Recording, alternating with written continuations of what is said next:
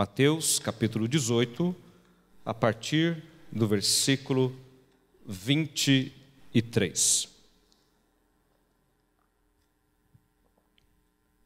A palavra do Senhor diz assim: Por isso, o reino dos céus é semelhante a um rei que resolveu ajustar contas com os seus servos. E passando a fazê-lo, trouxeram-lhe um que lhe devia 10.000 talentos. Não tendo ele, porém, com o que pagar, ordenou o Senhor que fosse vendido ele, a mulher, os filhos e tudo quanto possuía, e que a dívida fosse paga. Então o servo, prostrando-se, reverente, rogou: Sê paciente comigo, e tudo te pagarei. E o senhor daquele servo, compadecendo-se, mandou-o embora e perdoou-lhe a dívida. Saindo, porém, aquele servo encontrou um dos seus conservos que lhe devia 100 denários, e agarrando-o, o sufocava, dizendo: Paga-me o que me deves. Então o seu conservo, caindo-lhe aos pés, lhe implorava: Sê paciente comigo e te pagarei. Ele, entretanto, não quis, antes indo, o lançou na prisão até que saudasse a dívida. Vendo seus conservos o que se havia passado, entristeceram-se muito e foram relatar ao seu senhor tudo o que acontecera. Então seu senhor, chamando-o, lhe disse: Servo malvado, perdoei-te aquela dívida toda porque me suplicaste. Não devias tu igualmente compadecer-te do teu conservo, como também eu me compadeci de ti? Indignando-se, o seu senhor o entregou aos verdugos até que lhe pagasse toda a dívida. Assim também meu Pai Celeste vos fará, se do íntimo não perdoardes cada um a seu irmão. Amém? Eu achei que tinha perdoado. Depois de uma infância muito difícil, depois de uma adolescência e juventude muito ruins, depois de marcas e machucados profundos em minha alma, depois de ter tido um encontro real com Deus, depois de anos como cristão, depois de ter ouvido muitas palavras sobre perdão, depois de ter lido sobre perdão, depois de ter falado muitas vezes que perdoei, em novembro de 2007, nos Estados Unidos, quando eu participava de um treinamento no Instituto Haggai, no despertar da manhã, escutei aquela voz maravilhosa me dizer: Você acha que perdoou a seu pai? Mas eu afirmo que você não perdoou, porque quem perdoa não vive na indiferença que você tem andado. Você já pensou se eu agisse com você dessa maneira? Meus irmãos, essas palavras estão na introdução do livro que tem como título exatamente E eu achei que tinha perdoado. O autor é o missionário Leonardo Paulino, e ele expressa a sua experiência com Deus, quando ele ouve a voz do Senhor o questionando a respeito do perdão. Ele que ensinava sobre perdão, falava sobre perdão, mas que, na verdade, faltava na vida dele perdoar o seu pai. O Senhor trabalhou no coração dele, ele conseguiu restaurar essa amizade com o seu pai, conseguiu restaurar o perdão na sua vida, na vida do pai. E foi a partir daí que o chamado dele se concretizou, e hoje ele trabalha em uma ONG que presta ações de socorro a crianças órfãs em situações de risco no Haiti, Moçambique e no Brasil. O ministério dele só caminhou depois que ele passou por essa experiência do perdão. O tema do sermão desta noite é perdão ou verdugo? Perdão ou verdugo? Meus irmãos, o texto que nós lemos, Mateus capítulo 18, ele está falando sobre perdão. Esse tema, meus irmãos, ele é muito amplo. Na verdade, quando no versículo 15, Jesus está falando ali como se deve tratar ao irmão culpado, ele já está falando sobre esse tema. Se alguém pecar contra você, como é que você vai fazer? Você tem que resolver. Esse contexto do versículo 15 até o versículo 20 do capítulo 18, ele está falando do perdão que acontece entre irmãos, nesse relacionamento nosso de fé, de irmandade, onde tem que existir a prática do perdão.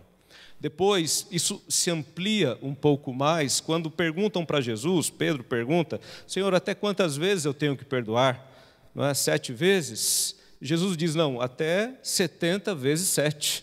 Esse é o número do perdão. Não é apenas 7 vezes, é muito mais do que isso. Claro que o 70 vezes 7 aqui não significa também um número exato. A ideia de que o perdão é algo infinito, eu tenho que perdoar.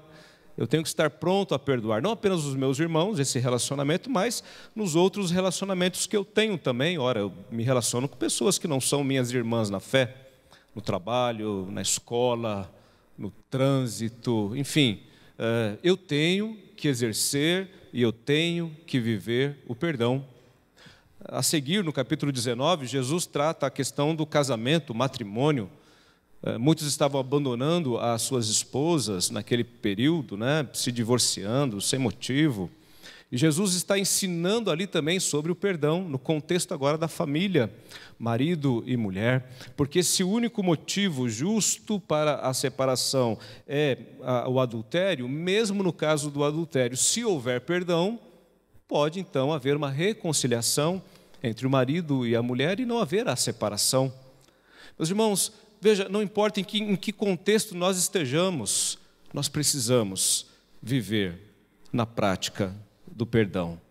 É impossível viver sem perdoar. Não há como nós existirmos nesta terra, nesta vida, sem o exercício do perdão. E nessa parábola que Jesus conta, nós temos aqui alguns princípios a respeito do perdão. E é o que eu quero compartilhar com você nesta noite.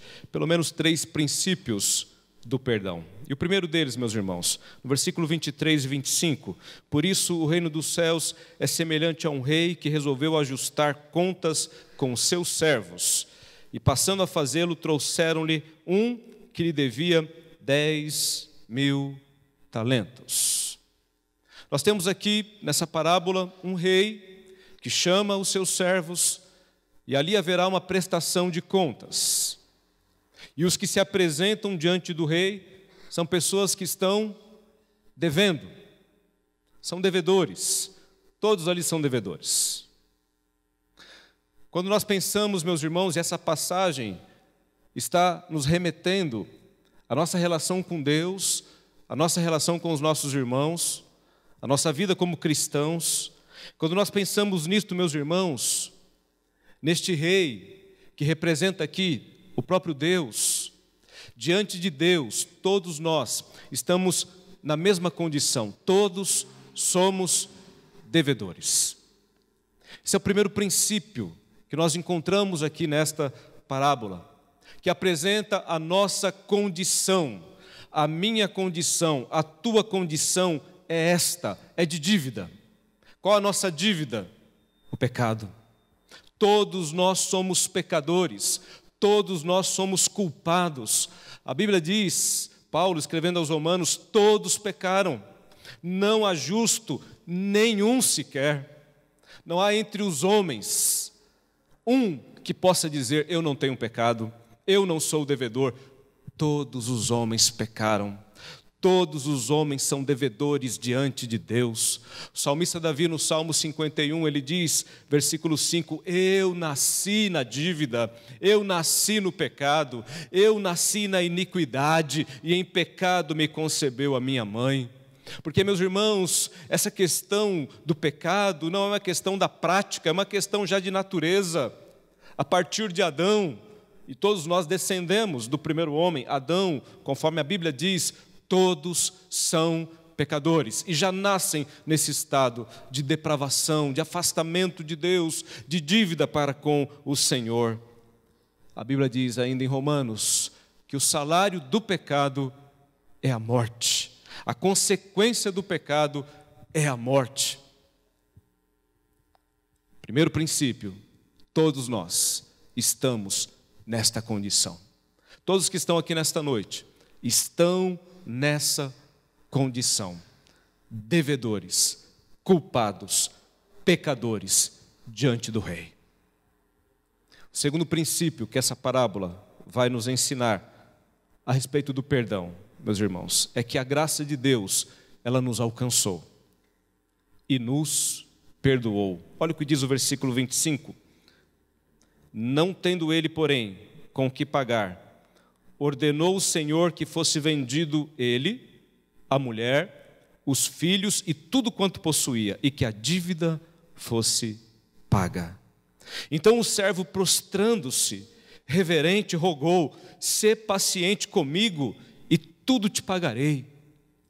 Versículo 27. E o Senhor daquele servo, compadecendo-se, mandou-o embora e perdoou-lhe a dívida. Meus irmãos, veja que coisa maravilhosa.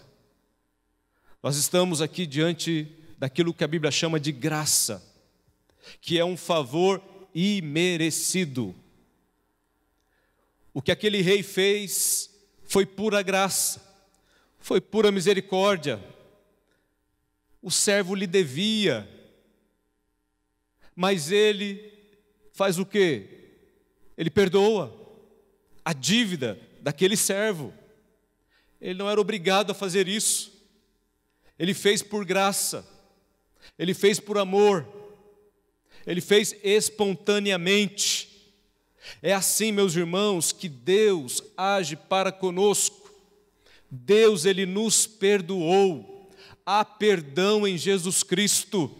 Se por um lado nós somos pecadores, se por um lado, meus irmãos, todos nós carregamos culpa conosco, condenação por conta do pecado, por outro lado, nós temos a plena certeza e convicção de que a graça do Senhor nos alcançou. Porque como está escrito lá em Romanos, que o salário do pecado é a morte. Romanos 6:23. Mas tem uma segunda parte que diz assim: mas o dom gratuito de Deus é a vida eterna, por Cristo Jesus, o nosso Senhor.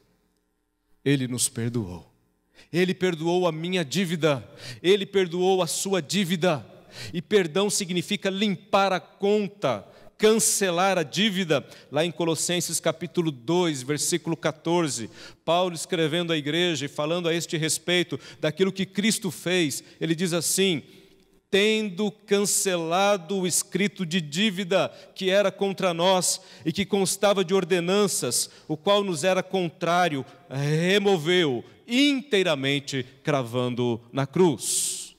Paulo usa aqui, meus irmãos, a ideia de uma dívida que está em um papel, em um manuscrito. Ali está escrito ali o que nós devemos, o quanto nós devemos. A nossa dívida está ali, estava ali. Mas diz o texto que o que Jesus fez?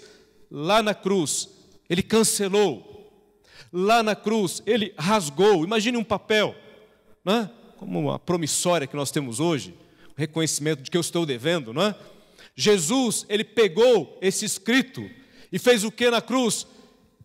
Simplesmente, não existe mais, está pago, estão perdoados.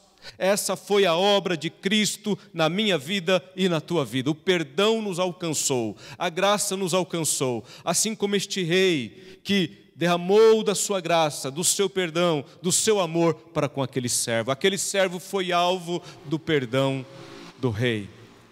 E nós somos alvos constantemente do perdão de Deus nas nossas vidas. Meus irmãos, perdoar é vencer o mal com golpes de bondade. Perdoar é vencer o mal com golpes de bondade. O que Cristo fez conosco, meus irmãos, foi exatamente isto. Agora, é interessante notar que ele rasgou a dívida. Agora, e eu? Posso fazer isso em relação ao meu irmão? Porque o meu irmão me deve também. Esse mesmo escrito de dívida, como diz o texto aqui, há nessa relação entre pessoas.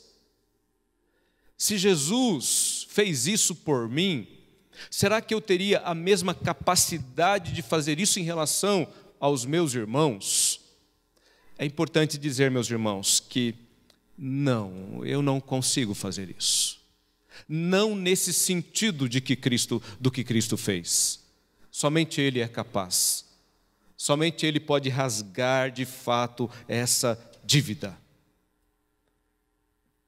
Sabe por quê? Porque a palavra de Deus diz exatamente isso. Nós queremos muitas vezes, meus irmãos, fazer justiça com as nossas próprias mãos. Porque existe sim a dívida. Muitos nos devem. Existe sim o pecado. Muitos pecam contra nós. Muitos nos fazem mal. Não é assim? Agora, como é que eu vou agir em relação a essas pessoas? O que eu vou fazer em relação a elas? Eu vou perdoá-las? Eu vou rasgar a dívida delas? Ou eu vou querer fazer justiça, não é? Por conta própria? Muitas vezes nós levamos diante de Deus essas questões. Senhor, olha o que está acontecendo. Senhor, olha o que estão fazendo comigo. Mas o Senhor olha para nós e diz: a mim pertence a vingança. Eu retribuirei, diz o Senhor. Da minha parte, eu vou exercer o perdão. Eu não vou pagar o mal com o mal. Eu vou pagar o mal com o bem. E mesmo que haja maldade contra a minha vida, eu também não vou fazer justiça com as minhas mãos. A justiça pertence ao Senhor. Está nas mãos dele. Está nas mãos dele. O que Cristo fez na cruz foi exatamente isso. Ele nos justificou. Somente Ele tinha poder para isso. Somente em Cristo nós encontramos o pleno perdão de todas as nossas dívidas, do nosso pecado, da nossa condenação. E somente Ele pode fazer isso de forma cabal. Mesmo aqui entre os homens, nós não podemos trazer para nós algumas coisas que não nos pertencem. Por isso que nós dizemos: está nas mãos do Senhor. Alguém fez uma maldade contra você? Entrega nas mãos de Deus. Você está se sentindo injustiçado? Entrega nas mãos do Rei. Coloca nas mãos dele, porque ele e a ele pertence a vingança. Mas nas mãos dele também está o perdão. Portanto, não cabe a mim. Eu tenho que entender que eu fui alcançado pelo perdão, pela graça. A dívida daquele servo era muito grande, mas o Rei lhe perdoou. Um terceiro princípio, meus irmãos, que nós aprendemos aqui, é a consequência de tudo isso. No versículo 28. Saindo, porém, aquele servo encontrou um dos seus conservos, que lhe devia 100 denários. Ele devia, meus irmãos, o servo que foi perdoado, o texto nos diz, no versículo 24, que ele devia 10.000 talentos. E agora ele se encontra com um seu conservo, o servo do servo. E ele devia para ele quanto? 100 denários. Qualquer conta aqui ficaria um pouco complicada para trazer para os nossos dias esses valores.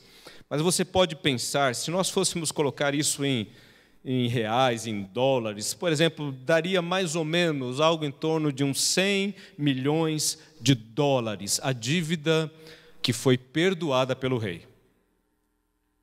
Os 10.000 talentos aqui, você poderia colocar aí, quem sabe, dependendo da conta que fosse feita, daria mais ou menos isso aí, 100 milhões de dólares. Pouco dinheiro? Pequena dívida? E 100 talentos? Bom, 100 talentos, nessa mesma perspectiva, seria algo em torno de 3.000 reais, 4.000 reais. Vamos trabalhar com esses números para ficar mais fácil. O rei perdoou 100 milhões de dólares daquele homem. Ele sai da presença do rei, agraciado, perdoado, os filhos dele, a mulher dele, seriam todos levados para pagar a dívida. Mas o rei disse: não, você está perdoado. E ao sair dali, ele se encontra com alguém que está devendo para ele. E devia mesmo. Devia lá os seus 10 talentos.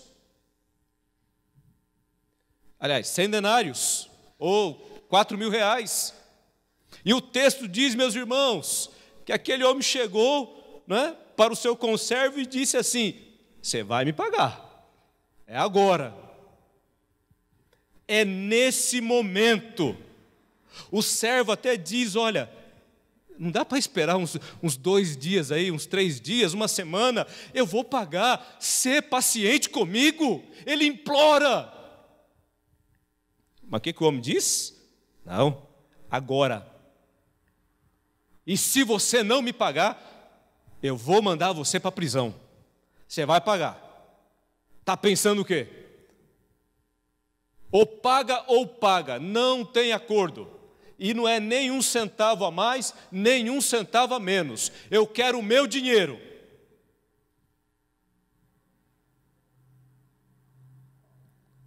Meus irmãos, Jesus está contando essa parábola para mostrar para nós a maneira como nós não devemos proceder. Porque nós que fomos alcançados pela graça, nós devemos manifestar o que na nossa vida? Graça. Olha o que diz o versículo 33. Quando o Senhor fica sabendo, porque os companheiros olham aquilo, ficam indignados, vão falar com o Senhor, e o Senhor fica sabendo, né? O rei fica sabendo, ele diz o quê? Versículo 32. Então o seu senhor, chamando-o, lhe disse: servo malvado, perdoei-te aquela dívida, porque me suplicaste. Não devias tu igualmente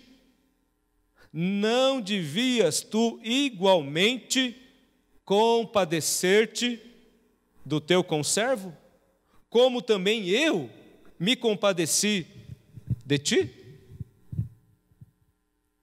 Ou seja, quando eu não exerço o perdão, eu não estou tratando aquele a quem eu não estou perdoando do mesmo jeito que Deus me tratou.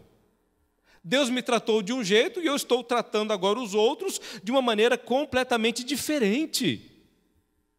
Meus irmãos, nós fomos chamados para repetir na nossa vida aquilo que Deus fez por nós.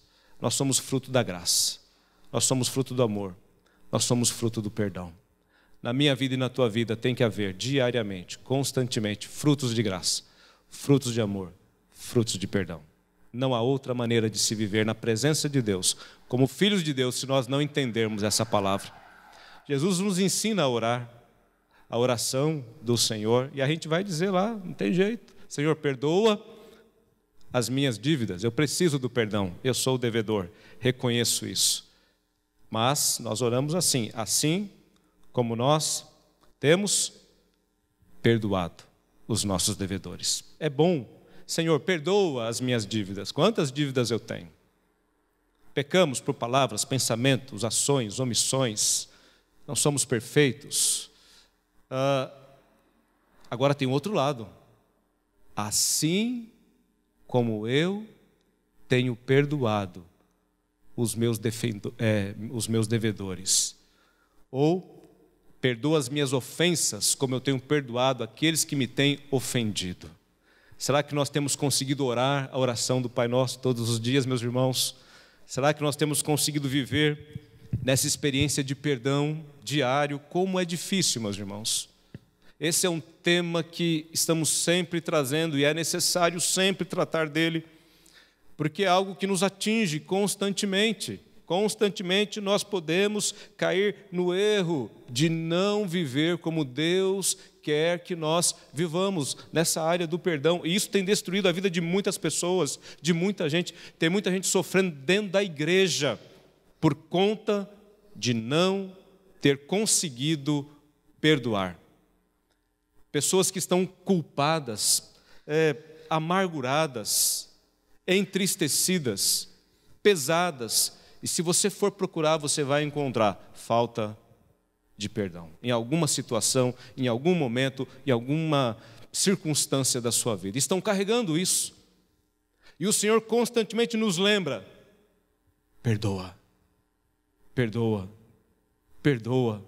Mas, meus irmãos, isso não é algo tão simples assim não, porque o servo não perdoou. Ok. O que o Senhor fez com ele? Versículo 34. E indignando-se, o seu senhor o entregou aos verdugos, para que ele pagasse a dívida, né? E até que pagasse toda a dívida. E mais, o versículo 35. Assim também meu Pai Celeste vos fará, se do íntimo não perdoardes cada um ao seu irmão. Perdão ou verdugo é a opção. Você pode escolher nesta noite pelo perdão. Se a sua opção não for pelo perdão, só resta uma coisa: o verdugo. Pastor, o que é o verdugo? O verdugo, meus irmãos, é o carrasco, é o algoz, é o executor. São nomes dados hoje, né, a funcionários que diretamente estão encarregados na execução de sentenças de pena de morte. No caso de enforcamento, por exemplo, é aquele carrasco que empurra o condenado para que ele morra pendurado.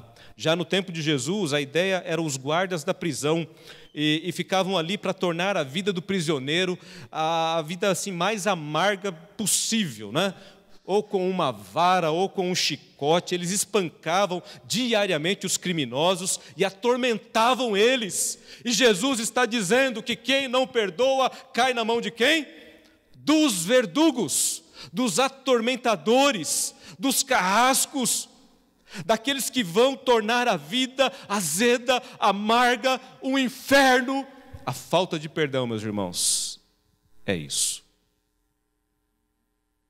Quem não perdoa está trazendo para si essa experiência na vida.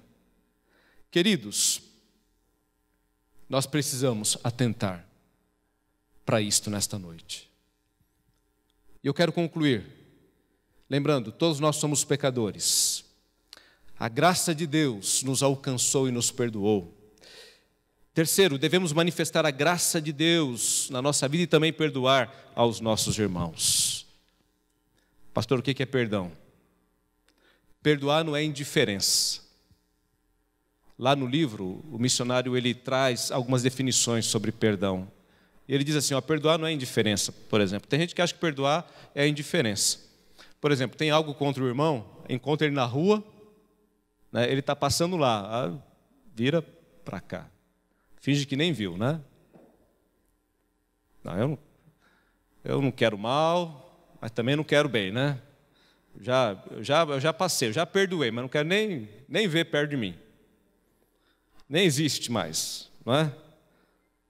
Perdoar não é indiferença. Estou nem aí, não é? Esconder a dor, a tristeza. A indiferença é uma maneira velada de falta de perdão.